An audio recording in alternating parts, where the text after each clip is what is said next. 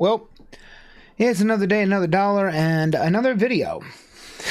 So this one, I just saw this pop up. Like, this popped up over, like, when I was taking vacation for 4th of July, so that's why I didn't get a chance to actually make it. But I saw this video, and it's a Max0r's video. 193,000 views already, and the dude only got 1 day on it. That's freaking impressive. I mean, that just tells you how much everybody's into him when it comes to his stuff. But he is talking about the Crimson Desert review. So I've heard a lot of people talk about Crimson Desert. I've seen a lot of people play it, and I know a lot of people like it, but I've never heard like anybody actually do a full review. So it'll be interesting. Like, well, I've heard people do reviews, but it'll be interesting to see Max0r's take, because like every time I think of this, I think of his Elden Ring reviews, and those are a trip in themselves considering how big that damn game is. I think Crimson Desert is bigger, so we will see. But I'm going to go ahead and hit play, and let's see exactly what Max0r's is up to, shall we? This video has a lot of footage of people smacking into the ground at Mach 10 speed. Crimson Desert is one of the least understood games that I have ever covered on this channel, because either you've never touched it and only vaguely recognize it from this tweet, which extols the virtues of being able to beat women, or you have actually played it and immediately forgot about the entire thing because playing this game is like falling asleep to the Shrek Forever After DVD menu. So for the majority who don't know, is that a thing? Do people fall asleep to that? I mean, I fall asleep to Shrek pretty good often. That's a comment on entertainment value for Shrek. Crimson Desert is the newest innovation in AI-powered open-world gaming technology, miraculously allowing the player to freely move in any direction without the need for loading screens, all while featuring riveting combat, intense platforming, and meticulous collection of ancient precursor artifacts. Except no, the game I am actually describing is Jak and Daxter: The Precursor Legacy for the PlayStation 2, which you can actually run natively on your PC without emulation using this cool software that decompiles your ISO called OpenGold. Except no again, I am actually playing Jak and Daxter: The Precursor Legacy inside of The Sims 3. Where is he going? For this reason, Crimson Desert is also a very polarizing game. Either you love it, or you think that it is unrepentant slop. Slop, as a term, has... All video games are slop, for God's sake. Like, it's... You can make them artistic in a way, but when you really boil it down, you're just doing something mindless that has no productivity outside of your own, in the real world, specifically for your own mindless entertainment. It's... Okay, let's look what he says. It says slop, digital content of low quality that is usually produced in quantity by means of artificial intelligence. There's a lot of slop, okay? Almost everything is slop nowadays. Get over it. And like, literally, it's not just AI. Like, slop is anything that's just meaningless and pointless. Half of TikTok is slop, so just, get over it. Anyway. Continue. Gained a great deal of popularity for denoting a type of content that is derivative, mass-produced, made simply to be consumed by the largest number of cattle in the least amount of time, with various low-quality YouTubers even being forced to sell their souls to Gamer Sup's energy drinks for money, selling their viewers various zany types of energy slop at the low price. Okay, I've had Bowberry. I didn't know Squee let one out. I'll have to get hers. And then the other ones, I have no clue. That's just like, whatever, man. So 40 cents per serving and somehow not changing with inflation. I personally use Gamer Supps in order to work my 10-hour shifts at the job factory so I can have the privilege of producing so much shareholder value. Click the link below for 10% off my funny flavors, or the free market will be forced to build a data center in your house. Or perhaps that is all commie bullshit. It's not like baiting people with politics on the internet is really easy or anything. So to prove the political neutrality and objectivity of my news and fact-orientated YouTube channel, for my next trick, I will misgender a non-binary person while acknowledging that this video was written on stolen land. Though I will have to comment that I am personally against the mass immigration of Paleolithic refugees into the sovereign borders of Demonis. Someone once made the mistake of letting Greymanes in, and they have already formed an ethno-state in Hernand, right next to the Goblin one. And while calling... Bro's going with some dangerous jokes here. I support this. Continue. This game slop isn't exactly an accurate term. It is a funny one. So that is the one that I'm going to be using now. Try to look at the terrain design for like 3 seconds and tell me with a straight face that the art direction was not done by ChatGPT. Goals. What are my goals when making this video? Make discourse about this video game absolutely impossible to have. Make every analysis and opinion about it completely irrelevant for no reason. Let us agree to never reconcile any opinions that we might be thinking of right now. Features. The main selling point of Crimson Desert is that it has features in it, making it the ideal game for those who love to consume content, like the experience of scrolling YouTube shorts if they were YouTube longs. It plays like a manhwa reads, and it reads like an Instagram reel about my grandma getting hit by a bazooka. Crimson Desert has robust combat, various bosses, advanced puzzle solving for the next 3 hours or so, house building, armor dyeing, Farmville, fishing, liberal use of an Evangelion, and so much more than is actually fun. Why does Game This So Many Inside of It have our things? Well, Crimson Desert is first and foremost a game made by South Koreans, which doesn't really sound like a relevant detail until you first understand that Korean society is a series of cram schools and corporate humiliation rituals, and sometimes in the middle, you get to play StarCraft. I agree with this entirely. As someone who has lived there for a year, I've seen it in person. Yeah, like there's gaming cafes all over the damn place, and I swear to God, like it's very much of a beehive when it comes to activity. 75% of young people in this nation want to leave it. We are talking about the closest thing that humanity has to an endangered species. This is a nation that is actively looking to occupy itself so that death seems like it is coming a little bit faster. Why is this relevant to our game? Because every single conversation, every menu, every person, and every mechanic in Crimson Desert exists solely to give you a different ethnicity to cleanse from the face of the earth. So the entire notion that I should be paying attention to literally anything that anyone is saying feels like an insult to my intelligence. I know the outcome of this conversation we're having right now. It is the same as the last 30 conversations I've been dragged into, and every single one of them ends with a demand for goblin genocide.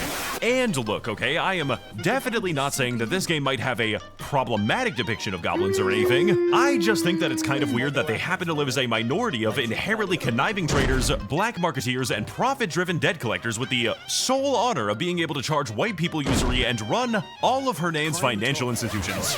I'm sure that this has absolutely no relation to any hypothetical stereotypes that may or may not exist in real life. I'm sure. I can't think of a one. Not a one pops in my head. That's a real head scratcher. I wonder if they're based off somebody. I can't think of any parallels. I just think that this game might not be for you if you are Italian. Racism is a core mechanic of this game's narrative. The literal main quest of the game is entirely about a never-ending hereditary blood feud between two slightly different variations of Scandinavian Mayo monkeys. This is a role-playing game where I am forced to roleplay as an Icelandic Josef Mengele, genocidally cleansing the entire face of Payloon because Cliff, as a licensed therapist apparently, can only ever respond to Hitler's dialogue with slightly different variations of yes and what happened. To put it simply, questing in this game is an absolute nightmarish slog, predicated by the idea that dialogue in and of itself is either a route to American historical reenactments or a vehicle to a 2-hour puzzle in which you slowly and manually move boxes around hoping in vain that you will swiftly die of old age. I want you to imagine this given scenario. You're playing an open world game and definitely not a spreadsheet with a realistic scan of Delaware on top. So you say to yourself, I would like to see locations and experience new areas outside of my current spatial understanding because I am human. Then you see a castle in the distance and think to yourself, wow, I can't wait to see what adventures await me over there. Only to discover that the castle has no enemies inside of it, no loot you can actually find, and the knowledge that you have now wasted 20 minutes of your narrowing lifespan. How devious and quirky.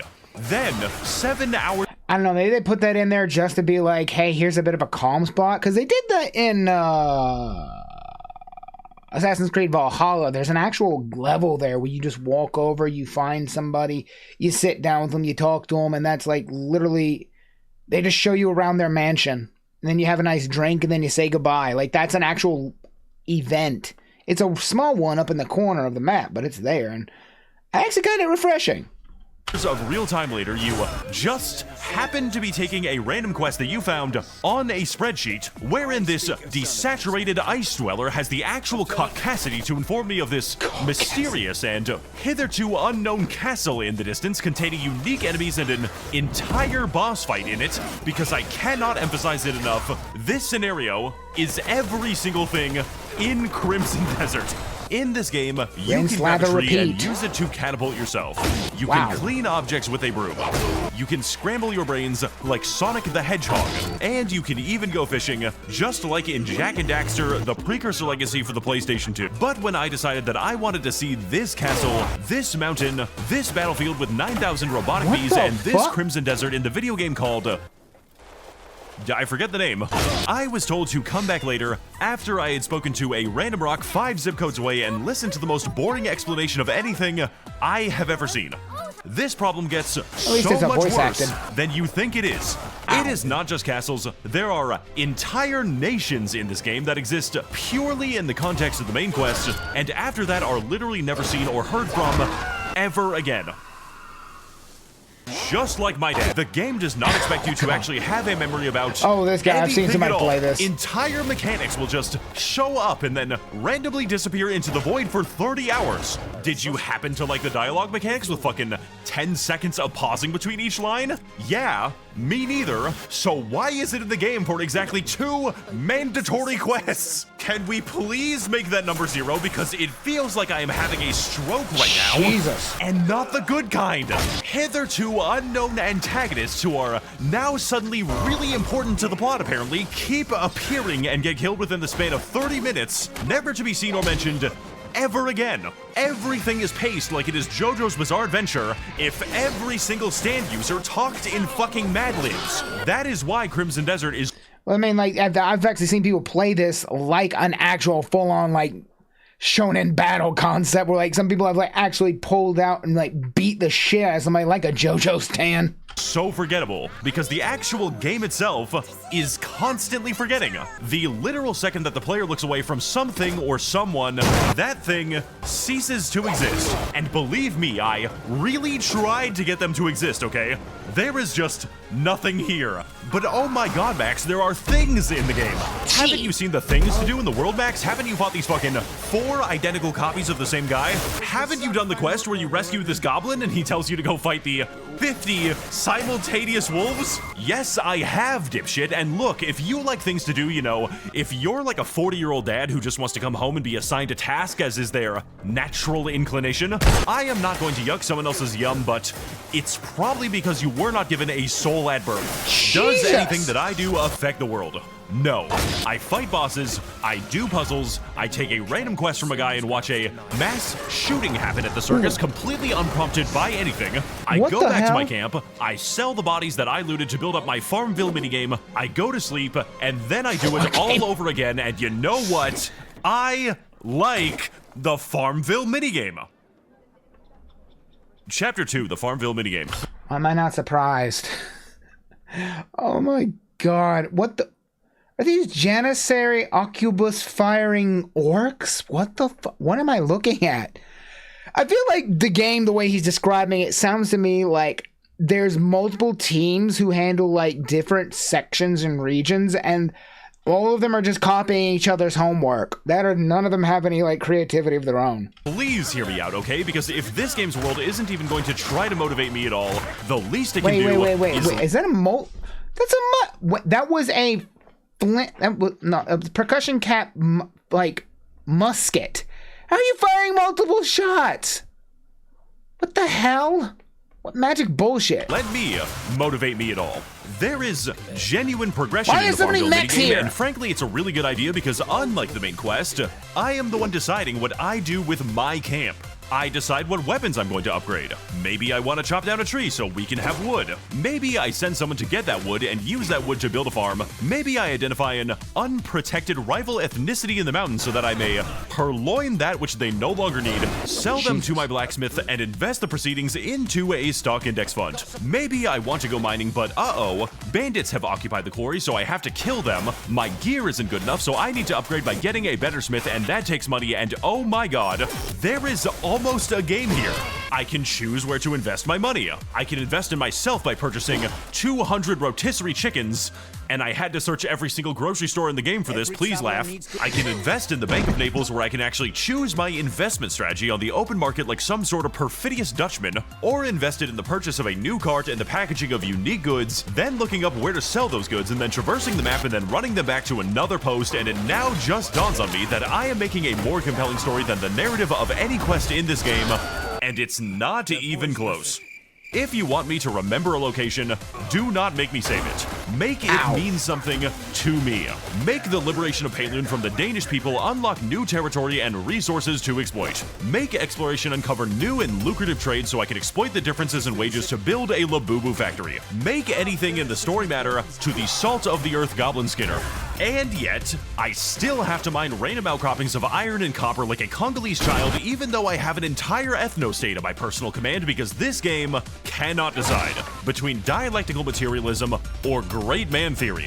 One subscribing to the idea that change can only come through a single man's drive for profound and tremendous violence. That if there is a problem, it is because there are bad people in charge, they are bad because they decide to be bad, and all we have to do to solve the issue is to kill them. Nothing fundamentally changes except that we have to put the right people in charge, and the right people are always me. Oh god. To me it sounds like he's just having like a conflict of like interest in it. It sounds like the game doesn't really have any definable events or occurrences that like actually work as progression. It's too much of an open world. Everywhere you go, there's just bullshit to fight. Everywhere you go, there's bullshit to explore.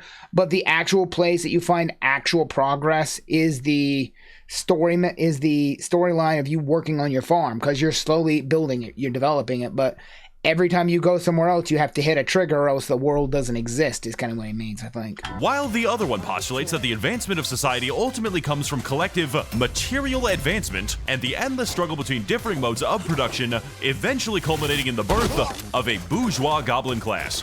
And with these two competing philosophies in the same game and indeed focused into a single Napoleonic figure who barely speaks in conversation, leads us to the final synthesis representing all the flaws and contradictions of Crimson Desert itself. This game, genuinely and accidentally, love it or hate it, is liberalism. And in conclusion, would be unable to commit to a coherent position on Israel. I hope that you liked reading my politically charged video essay about the role of autistic non-binary people under capitalism or something, as much as I liked writing it. I basically made up this entire video script, but in reality, no one is actually going to call me out if I lie. Penis school. Because ultimately, that requires actually remembering a game called Crimson Desert. You know, which is actually pretty similar to a game called Jak and Daxter. Oh my god. What a freaking trip.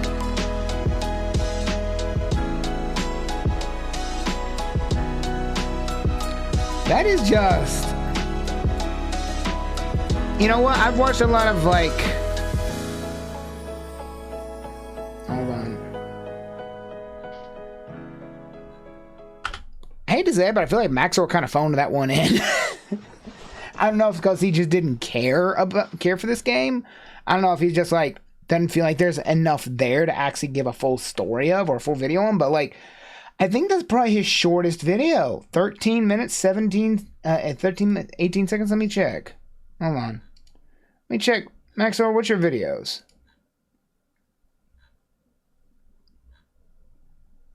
Yeah, the Yakuza's 14. Helldivers 2. Is that his shortest video? Okay, no, Monster Hunter World is his shortest. It's only 11. Okay, and then Control is also 11. And then, what the hell? VR, like 12 seconds. I'm not going to count that one. But so, it's not his shortest, but it's definitely... Oh, that's Portal 2. That's interesting. That was 5 years ago. And Cyberpunk Problems. Okay, so it's nowhere near his shortest. But on average, his most popular ones are... Let me see. Popular. There it is. Yeah, he's got 12 million on his Metal Gear ones. 11 million. That's not much longer. 19, but like... His most popular ones are about twice the length. So... I don't know. Maybe he's just like the ones he likes. He gives a lot more detail to. And actually, Metal Gear should be counted a lot more because that's 2 of them. But like, maybe he just didn't care for it. I don't blame him. Sometimes getting into those building worlds, like, they really are kind of like pointless. Kind of like how the MOBA, which no offense to anybody who does MOBA, I love MOBA, but they are kind of just like, you get to a point of like, what am I doing? Like, how much more am I digging? What else am I making? Like, what's happening? Oh boy. Well, who else wants to go play Crimson Desert?